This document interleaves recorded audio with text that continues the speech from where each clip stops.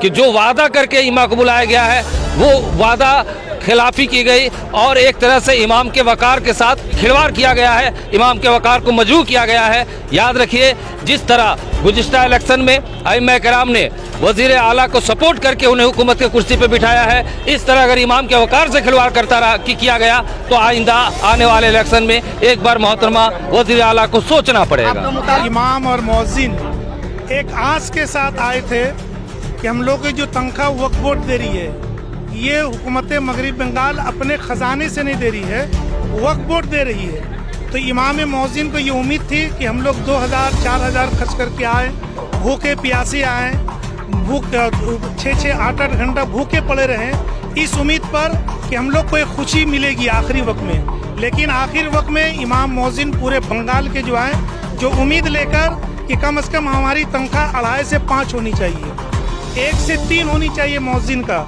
लेकिन इस सब उम्मीद पर जो है दीदी ने पानी फेर दिया। अब बांग्ला और उर्दू में झगड़ा हो जाएगा, इख्तलाफ हो जाएगा। अब सिविल सर्विस से जो एग्ज़ाम का लेटर है उसे उर्दू को निकाल दिया है, बांग्ला को दे दिया। अब इससे बांग्ला और उर्दू वालों का आपस में टकराव होगा। तो कहीं न कहीं हम लोग बहुत मायूस हुए हैं। दीदी को गौर करना चाहिए।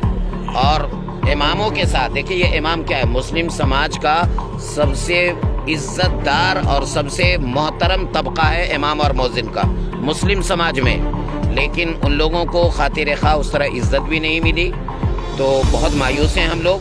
500 बढ़ाकर क्या करेंगे आप? हम लोग का भीख दे रहे हैं क्या? जो आपने किया है 11-12 साल के बाद आपने जो बढ़ाया है तो भी 500 रुपया, तो इससे तो कोई हैसियत नहीं है भाई। आज नेताजी इंडोर स्टेडियम में हुई इमाम और मौज़िन कॉन्फ्रेंस में मुख्यमंत्री ममता बनर्जी ने इमाम, मौज़िन और पुरोहितों के भत्ते में 500 रुपए की वृद्धि का ऐलान किया। लेकिन माना जा रहा है कि ममता बनर्जी के इस ऐलान से इमाम और मौज़िन खुश नहीं हैं, उन्हें मायूसी हाथ लगी है। कईयों ने हालात बंगाल न्यूज टैग इंडिया से बातचीत में कहा कि उन्हें उम्मीद थी कि ममता बनर्जी उनके लिए कोई बेहतरीन आर्थिक पैकेज का ऐलान करेंगी, लेकिन मात्र जो 500 रुपए बढ़ाए गए हैं वो बहुत कम है। देखिए, वज़ीर आला के ऐलान के बाद हम लोगों ने फ़ौरन मेयर फरहाद हकीम साहब को पकड़ा। हमने कहा कि ये 500 का दक्षिणा हम लोगों को कबूल नहीं है। क्यों 500 रुपये का ऐलान हुआ? तो मेयर फरहाद हकीम ने ये वादा किया है कि ये सिर्फ 6 महीने तक है, हमारा फ़ंड बंद है, हमारा फ़ंड आने लगेगा तो हम इसको दुगना कर देंगे। अब ये उनकी मर्ज़ी पर है, लेकिन जितना मुतमईन होना चाहिए था इमाम और मौज़िन को, वो 100% मुतमईन नहीं है। देखिए, जो नुमाइंदा थे उनको इंतज़ाम करने में थोड़ी सी दुश्वारी हुई है। वो इतने लोगों की आमद का तसव्वुर तक नहीं किए थे। लेकिन इंतज़ाम करने वालों को ये सोचना चाहिए था कि जब लफ्ज़ इमाम और मौज़िन का इस्तेमाल कर रहे हैं तो गांव से लेकर देहात, शहर, हर मौज़िन इमाम आएगा। मैंने इसीलिए अपनी तकरीर के दौरान कहा कि दस्तरखान छोटा है, मेहमान ज़्यादा है। उन लोगों ने वादा किया आइंदा दस्तरखान भी बड़ा होगा, मेहमान भी ज़्यादा रहेगा। नहीं, ये तो बहरहाल इंतज़ामिया की भूल है, हम तो इसको स्वीकार कर रहे हैं। जो लोग इंतज़ाम किए उनकी भूल है कि जितने लोग आ गए उनकी कैपेसिटी भी नहीं थी, स्टेडियम के अंदर उतनी कैपेसिटी भी नहीं थी। तमन्नाओं में उलझाया गया हूँ, खिलौना दे के बहलाया गया हूँ। बात जो मौलाना सैफुल्लाह अलीमी ने कही, हम दोनों आदमी साथ में थे। हम लोगों ने फरहाद हकीम साहब से कह दी, आइए दफ्तर भी से उस सारे लोगों के सामने उन्होंने कहा है वही जो बात हुई है कि 6 महीने के बाद फंड आएगा, हम लोग बढ़ा देंगे। अभी वक्ती तौर पे 500 मिनट का 500 बढ़ाकर क्या करेंगे आप? हम लोग का भीख दे रहे हैं क्या? जो आपने किया है 11-12 साल के बाद आपने जो बढ़ाया है तो भी 500 रुपया, तो इससे तो कोई हैसियत नहीं है भाई।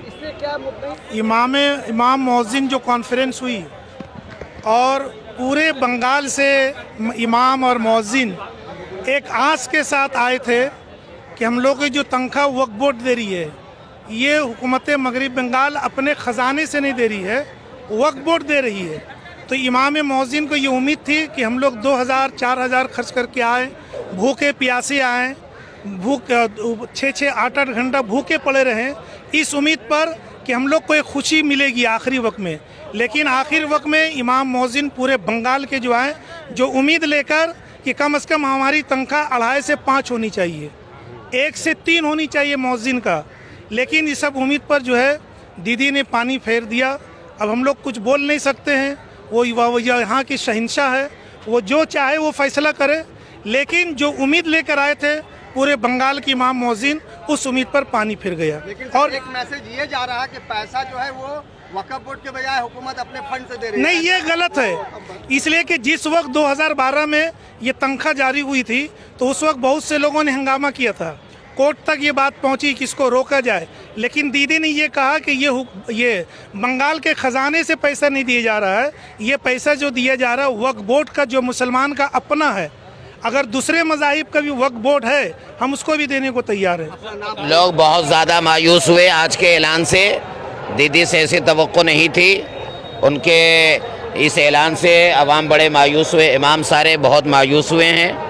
और आपने देख लिया रिएक्शन, आपने देख लिया जैसे दीदी ने कहा, सारे इमाम मौज़िन ने कहा कि हमें ये एक्सेप्टेड नहीं है। और मैं मटिया बुरुज गार्डन रीच से आया हूँ, मौलाना अम्मान रज़ा बरकाती। क्या मुतालबा था सर, आप लोगों का क्या मुतालबा था? मुतालबा यही था, मुतालबा तो ये था कि कम से कम वो 2500 बढ़ाएंगी तो 5000 हो जाएगा। लेकिन बिल्कुल वो हमारे एतमाद पर और भरोसे पे नहीं उतरी। और रिएक्शन आप लोग के सामने है, आप लोग अंदर थे, आपने देखा होगा। प्रोग्राम को जिन लोगों ने ऑर्गेनाइज किया था, आपको उनसे क्या उम्मीद थी?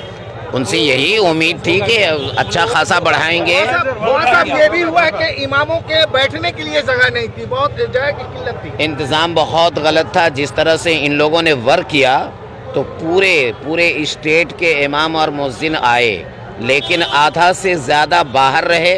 उनके लिए ये जगह इतनी काबिल कबूल नहीं थी और लोग पहले ही आधा से ज़्यादा वापस गए और बहुत नाराज़ होकर वो लोग गए हैं। और जो लोग बैठे उनके साथ भी अच्छा बर्ताव नहीं हुआ। सर क्या लगता है आपको, क्या लगता है कि ये जो आज की मीटिंग थी, ये कहीं ना कहीं 2024 को देखते हुए इस तरह की मीटिंग को ऑर्गेनाइज किया गया? नहीं, मैं इस पर इत्तेफाक नहीं करता हूँ। दीदी ने बहुत काम किया है, लेकिन बहुत से और मुस्लिम के मसाइल थे, उस पर तवज्जो देना था। और यहाँ पर जो स्पीकर थे उन लोगों ने मुसलमान के मुद्दे को नहीं उठाया, ये भी ज़्यादा अफसोस की बात है। और हम लोगों को मौका भी नहीं मिला, इससे ज़्यादा हम लोग परेशान हैं। उनको तो चाहिए ये था कि मुस्लिम मसाइल को यहाँ पर बोलने दें, ताकि हमारे अभी देखें, अब बांग्ला और उर्दू में झगड़ा हो जाएगा, इख्तलाफ हो जाएगा। अब सिविल सर्विस से जो एग्ज़ाम का लेटर है उसे उर्दू को निकाल दिया है, बांग्ला को दे दिया। अब इससे बांग्ला और उर्दू वालों का आपस में टकराव होगा। तो कहीं ना कहीं हम लोग बहुत मायूस हुए हैं। दीदी को गौर करना चाहिए।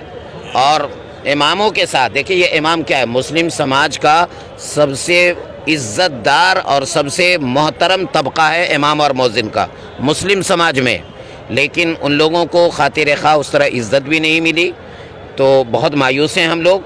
लेकिन फिर भी हम लोग दीदी के आदमी हैं। यकीनन पिछले कुछ दिनों में मुख्यमंत्री के बेहतरीन काम को देखते हुए अइम्मा ने उनकी आवाज़ पर लब्बैक कहा। उनके मेहमान खुसूसी होने की हैसियत से तमाम मैं यहाँ हाजिर हुए, मगर यहाँ जिस तरह आधे से ज़्यादा इमाम स्टेडियम से बाहर रास्तों पर भटकते रहे, ये इमाम के साथ खिलवाड़ किया गया, उनके वकार के साथ खिलवाड़ किया गया। अगर आपके पास गुंजाइश नहीं थी तो आप तमाम लोगों को नहीं बुलाते, उतने लोगों को बुलाते जितनी आपके पास गुंजाइश थी। दूसरा ये कि जो वादा करके इमाम को बुलाया गया है वो वादा खिलाफी की गई और एक तरह से इमाम के वकार के साथ खिलवाड़ किया गया है, इमाम के वकार को मजरूह किया गया है। याद रखिए, जिस तरह गुज़िश्ता इलेक्शन में अइम्मा कराम ने वज़ीर आला को सपोर्ट करके उन्हें हुकूमत की कुर्सी पर बिठाया है, इस तरह अगर इमाम के वकार से खिलवाड़ करता रहा किया गया तो आइंदा आने वाले इलेक्शन में एक बार मोहतरमा वज़ीर आला को सोचना पड़ेगा। आपका मुतालबा क्या था? आप लोगों का मुतालबा क्या था? हमसे ये वादा किया गया था, जो मीटिंग की गई थी, हर जगह पर, हर ब्लॉक में, हर जिला में ये कहा गया था कि अइम्मा की तनख्वाह को कम से कम 10,000 रुपया किया जाएगा। एक वकार उनका जो है, उस वकार के मद्देनज़र इस तनख्वाह को बढ़ाया जाएगा। लेकिन जिस तरह सिर्फ 500 रुपये का ऐलान करके ये तनख्वाह नहीं बढ़ाया गया है, बल्कि बंगाल के इमामों को रुसवा किया गया है और हम पूरे तौर से इस रुसवाई की मजम्मत करते हैं। সবথেকে বড় কথা একটা জিনিস, মুসলিম ইমামদের যে ভাতা দেওয়া হয় সেটা ওয়াকফ বোর্ড থেকে দেওয়া হয় এবং 2012 সাল থেকে যেটা দেওয়া হচ্ছে, তারপর থেকে এই কলকাতার বুকে যা ওয়াকফের প্রপার্টি আছে, শুধু এই 2,500 টাকা নয়, যদি 10,000 টাকা করে ভাতা দেওয়া হয় তারপরেও ওয়াকফ বোর্ডে হাজার হাজার কোটি টাকা ফান্ডে থাকবে। যেটা আমি বলছি না, সম্পাদক আবু রিদা তার বই লিখেছেন যে কলকাতার বুকে যত বড় বড় ওয়াকফ সম্পত্তি আছে সেইগুলো যদি সরকার পুনরুদ্ধার করে এবং যে বেহাত হয়েছে সে যে কোনো মানুষের হাত দিয়ে বেহাত হতে পারে, আগের সরকার হোক বা এই সরকার হোক, যে কোনো সরকার, আমি সেটা যাচ্ছি না। ওয়াকফ বোর্ডের যে সম্পত্তি আছে সেই সম্পত্তি পুনরুদ্ধার করে যদি সরকার যত ইমাম আছে এবং যত মুয়াজ্জিন আছে তাদেরকে যদি 10,000 করে ভাতা দেওয়া হয়, তারপরেও কয়েক হাজার কোটি টাকা ওয়াকফ বোর্ডের সম্পত্তি থাকবে।